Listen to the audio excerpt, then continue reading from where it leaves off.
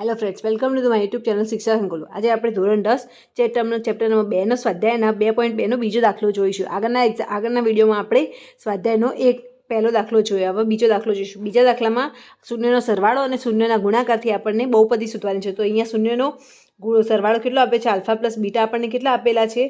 √2 અને alpha multiplication beta આપણને કેટલા આપેલા છે? 1/3. તો અહીંયા √2 is equal to alpha B minus B by A અને અહીંયા આ 1/3 is equal to C by A. તો અહીંયા એ 3 વડે અહીંયા 3 છે તો એની વેલ્યુ લેવા માટે 3 વડે અહીંયા ઉપર નીચે મલ્ટિપ્લિકેશન કરીશું તો આપણને એની વેલ્યુ બંને બહુપદીને સરખાવતા આપણને એની વેલ્યુ કેટલી મળશે? બંને પરિણામોને સરખાવતા આપણને એની વેલ્યુ 3 મળશે.